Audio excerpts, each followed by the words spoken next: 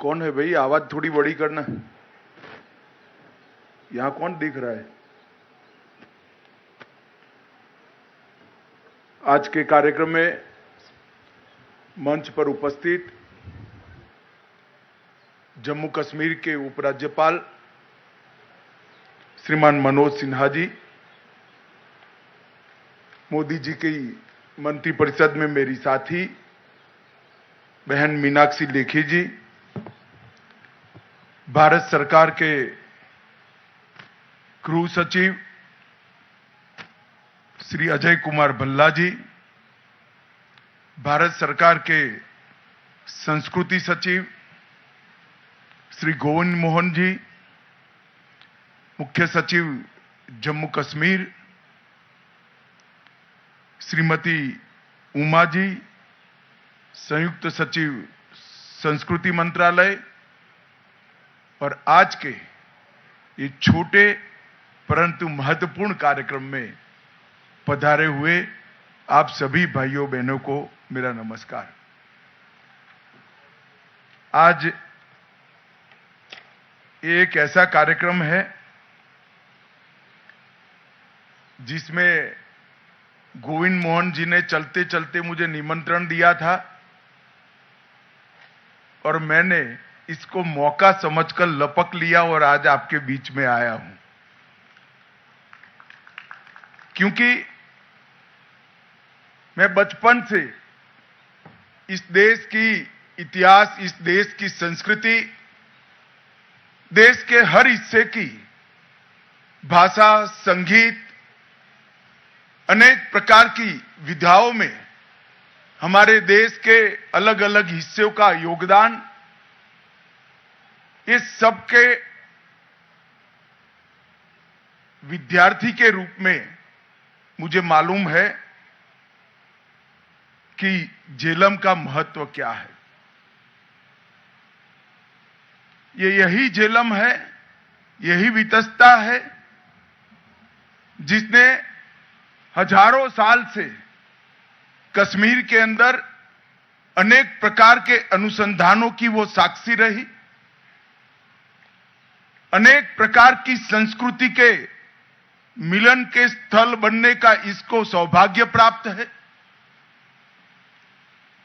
यही झेलम ने आदि शंकर को भी देखा है और यही झेलम ने बौद्ध साधुओं को भी देखा है।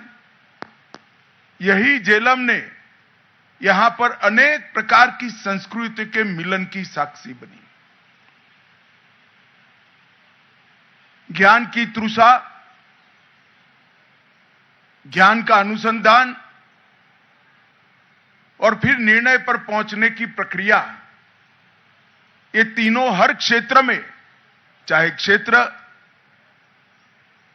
अवकाश का हो, चाहे क्षेत्र ज्योतिष का हो, भाषा का हो, व्याकरण का हो, गणित का हो या संगीत और नाट्य परंपराओं का हो, हर क्षेत्र के विद्वानों ने इस भूमि से ही निकलकर न केवल भारत, समग्र विश्व के अंदर अपनी कलाओं का लोहा मनाया है। यही क्षेत्र के अंदर सूफी संत भी आए, यही क्षेत्र के अंदर बुद्धिस्ट भी आए, यही क्षेत्र के अंदर शैव और वैष्णव परंपराओं ने भी अपनी परम सीमा को छूने का काम किया और ये सब का सुभग समन्वय अगर कहीं हुआ तो आज की कश्मीर की संस्कृति में हुआ।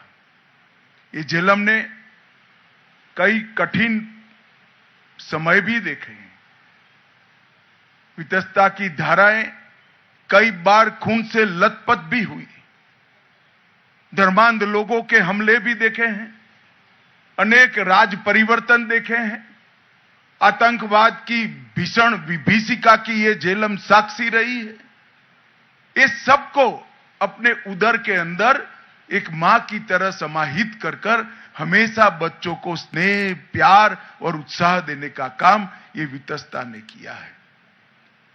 जो ये झेलम को नदी मानते हैं वो शायद मानव संस्कृति को और मानव संस्कृति की ऊंचाई की पहचान नहीं रखते हैं। ये झेलम मानव की सभ्यता का सबसे उच्चतम स्तर की मुख्य साक्षी ये वितस्ता है। और जिसने भी वितस्ता महोत्सव की कल्पना की है, मैं उसको आज बहुत बहुत साधुवाद देना चाहता हूं, क्योंकि वितस्ता महोत्सव सच्चे कश्मीर का दर्शन समग्र विश्व को कराने वाला एक महोत्सव है। आदि शंकर ने जिस भूमि को ज्ञान की भूमि कहा, मुगल शासकों ने जिस भूमि को पृथ्वी पर का स्वर्ग कहा, और सम्राट अशोक ने कहा कि सकून अगर कहीं मिलता है, बौद्ध धर्म के अंदर बौद्ध धर्म को आगे बढ़ाने के लिए, विचार मंथन के लिए कोई उचित भूमि है तो यही कश्मीर है। और ये साला यही वितस्ता के किनारे पर हुआ है। संस्कृति एक साल में नहीं बनती है। संस्कृति एक विधा या एक कला से नहीं बनती है। अनेक प्रकार के मानव जीवन के सभी पहलुओं के सुभग समन्वय से संस्कृति बनती है। और संस्कृति की धारा अविरल बहती हो, ऐसे बहुत कम देशों में से हमारा देश है जिसकी संस्कृति की धारा शायद 15-20 हजार साल पुरानी है। और हमें इसका गौरव होना चाहिए। और ये सिर्फ कश्मीर नहीं है, देश के हर हिस्से में इतनी पुरानी संस्कृति की अविरल धारा मिलकर भारतीय संस्कृति की गंगा बनती है। एक जमाने में हम पर शासन करने वाले अंग्रेजों को हमारी विविधता, हमारी दुर्बलता लगती थी, वीकनेस लगती थी। मगर जब शासक रचनात्मक दृष्टिकोण से देखता है तो विविधता में एकता, यही हमारी विशेषता है और ये हमारी सबसे बड़ी स्ट्रेंथ है। भारत के लोगों को कई प्रकार के विचार, कई प्रकार की जीवन पद्धतियां, कई प्रकार के धर्म, कई प्रकार की भूषा, वेशभूषा, खानपान, इसके साथ जीने की सदियों से आदत है। और हमारे संतों ने जब जब भी विचरण करा, क्या आप ऐसी कल्पना कर सकते हैं कि जब आदि शंकर यहां आए होंगे केरल से पैदल चलते चलते, तब उनको रास्ते में एक ही प्रकार की संस्कृति मिली होगी, एक ही प्रकार का खान पान मिला होगा? ये संभव ही नहीं है। ये सबके साथ जीने का हम सबका संस्कार ही भारत की विशेषता है। और ये वितस्ता महोत्सव कश्मीर की ये विशेषता को समग्र भारत और समग्र विश्व में पहुंचाने वाला राजदूत है। वितस्ता महोत्सव के माध्यम से ही कश्मीर सबको समाहित करने वाली एक बहुत बड़े मन वाली विचारधारा है, बहुत बड़े मन वाली संस्कृति है। इसका परिचय समग्र विश्व को होगा। अनेक प्रकार की कलाओं ने कला क्षेत्र की उच्चतम सीमाओं को यहीं छुआ है। अनेक प्रकार के स्थापत्यों ने देश भर से स्थपतियों को भी बुलाया और कलाकारों को भी बुलाया, मूर्तिकारों को भी बुलाया। और यहां पर एक से एक बड़े स्थापत्य बनाए गए। यही प्रदेश है जहां पर संगीत और ज्ञान ने अपनी ऊंचाइयों को छुआ। इसीलिए इसको आदि शंकर ने शारदा क्षेत्र कहा और यहां शारदा पीठ की स्थापना की। और ये कश्मीर, जिन लोगों ने कश्मीर का अभी का विगत 30-40 साल का इतिहास ही देखा है, उनको लगता है ये विवादित क्षेत्र है, अशांत क्षेत्र है। मगर कश्मीर ने ढेर सारे ऐसे विवाद और अशांतियों को, ढेर सारे रक्तपातों को अपने अंदर हजम कर कर अमर लौ की तरह आगे बढ़ना एक कश्मीर का स्वभाव है। और आज देखिए, जिस कश्मीर में कुछ साल पहले 40,000 से ज्यादा लोग आतंकवाद की बलि चढ़ गए, वही कश्मीर आज वितस्ता महोत्सव के माध्यम से कलाओं को समन्वय कर कर आगे बढ़ रहा है। और मित्रों, मैं आज यहां से घाटी के युवाओं को भी कहने आया हूं, जिन लोगों ने भी आपके हाथ में पत्थर और हथियार पकड़ाए, इन्होंने आपका भला नहीं किया है। आपके हाथ में पत्थर और हथियार नहीं होने चाहिए। आपके हाथ में कलम होनी चाहिए, लैपटॉप होना चाहिए, आपके हाथ में पुस्तकें होनी चाहिए, आपके हाथ में इतिहास होना चाहिए कश्मीर का। अगर कश्मीर के इतिहास को आप जानोगे तो किसी के प्रति घृणा करना एक कश्मीर का इतिहास ही नहीं है। कश्मीर में तो जो आया, कश्मीर ने इसको स्वीकार कर लिया और एक खेलती कूदती बहती वितस्ता की तरह हमेशा कश्मीर की संस्कृति आगे बढ़ती गई, पीछे मुड़कर कभी नहीं देखा। मगर हम जब समय अच्छा आता है क्यों पीछे मुड़कर देखें। मित्रों, आज धारा 370 को मोदी जी ने हटाने के बाद यहां पर शांति है, यहां पर विकास के नए नए आयाम गढ़े जा रहे हैं, यहां पर उच्च शिक्षा के संस्थान आ रहे हैं, यहां पर इंडस्ट्री लग रही है, यहां पर पंचायती राज को स्थापित कर दिया गया है, यहां पर अनेक प्रकार के एडमिनिस्ट्रेटिव रिफॉर्म्स को बिना किसी विरोध के जमीन पर उतारने का काम हो गया है और अब कश्मीर को आगे देखना है। उस वक्त ये वितस्ता महोत्सव का बहुत बड़ा महत्व है। मोदी जी ने एक भारत श्रेष्ठ भारत की परिकल्पना के तहत हमारे देश की सभी संस्कृतियों को एक दूसरे के साथ, हर प्रदेश के खान-पान, वेशभूषा और इतिहास को एक दूसरे के साथ सामंजस्य के साथ जोड़कर आगे बढ़ने का एक प्रयास किया है।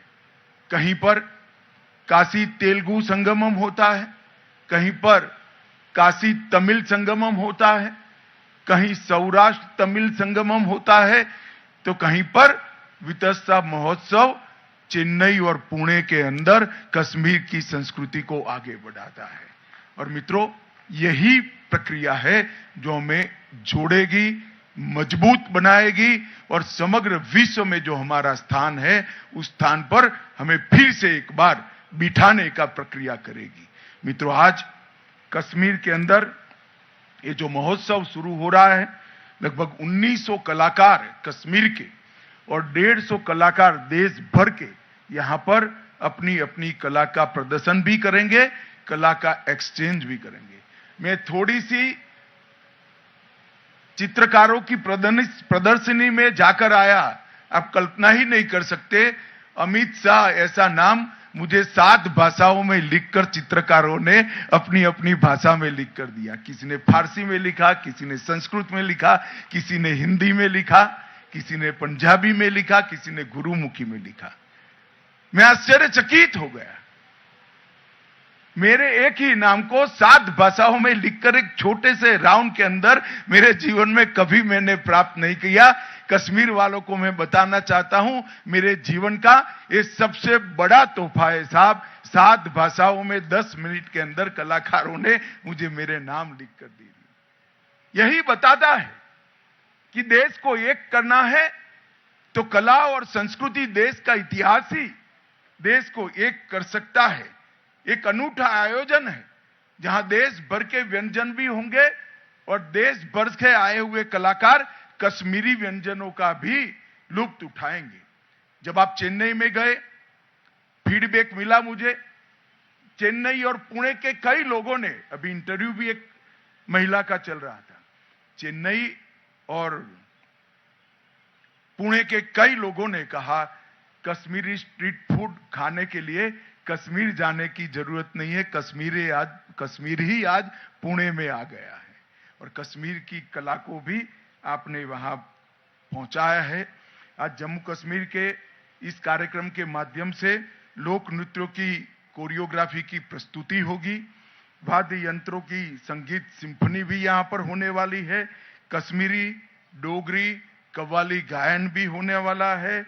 और उषा जी आई हुए है, वो भी कश्मीरी और डोगरी में गायन करने वाली है। उषा जी की आवाज में कश्मीरी कैसी लगेगी, ये मेरे जैसे व्यक्ति को सोचना भी बड़ा कठिन है। मगर उषा जी आई है, मैं उषा जी का भी बहुत बहुत धन्यवाद करता हूं। और आजादी से अब तक हजारों फिल्में यहां फिल्माई गई हैं। वो सभी फिल्मों के लोकप्रिय गीतों को भी आज यहां पर आप देखेंगे। आज यहां पर शम्मी कपूर और शर्मिला टैगोर से लेकर अभी तक के सभी फिल्मों को आपको यहां पर याद करने का मौका मिलेगा।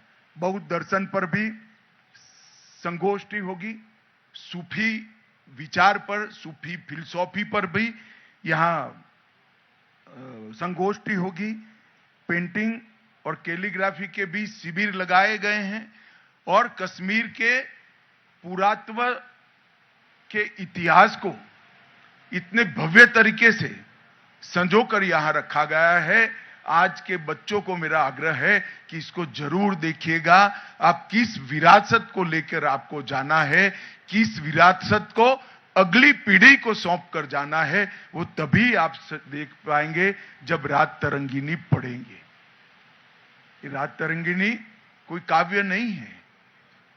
कश्मीर कैसे बना है, कश्मीर क्या है, इसका वर्णन है, इसका इतिहास है। और आज मैं थोड़ा सा ही राउंड लगा पाया हूं। काश मैं 2 दिन के लिए आता तो पूरा देख ही लेता। मगर इतना तय है कि मैं वितस्ता की आत्मा को छूकर वापस दिल्ली जा रहा हूं और बड़े सुकून के साथ जा रहा हूं। जब तक हमारी संस्कृति को, हमारी कला को, देश को जोड़ने के काम में हम नहीं लगाएंगे, हमारी ये अभूतपूर्व स्ट्रेंथ को देश के उपयोग में हम नहीं ले पाएंगे। हमारी देश की ये बहुत बड़ी ताकत, अलग अलग संस्कृति, अलग अलग भाषाएं, अलग अलग वेशभूषाएं, अलग अलग खान पान होते हुए भी हम सब भारतीय है, ये हमारी बहुत बड़ी ताकत है। दुनिया के कोई देश में इतनी विविधताएं नहीं है जितनी मेरे भारत के अंदर है और ये हमारे गौरव का विषय है। मोदी जी ने एक भारत श्रेष्ठ भारत के साथ साथ आजादी के अमृत महोत्सव को मनाने का निर्णय किया। 3 ही लक्ष्य इसके पीछे रखे थे कि आजादी के अमृत महोत्सव के माध्यम से देश भर का बच्चा, देश भर का किशोर इस देश के स्वतंत्रता संग्राम की जानकारी रखे।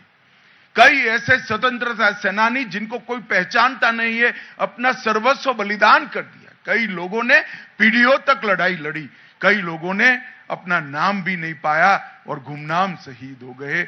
ऐसे स्वतंत्रता संग्राम को नई पीढ़ी जाने और इनके अंदर देशभक्ति के संस्कार का फिर से जागृति करना। 75 साल में हमने जो उपलब्धियां प्राप्त करी है, इसका हम गौरवगान करें।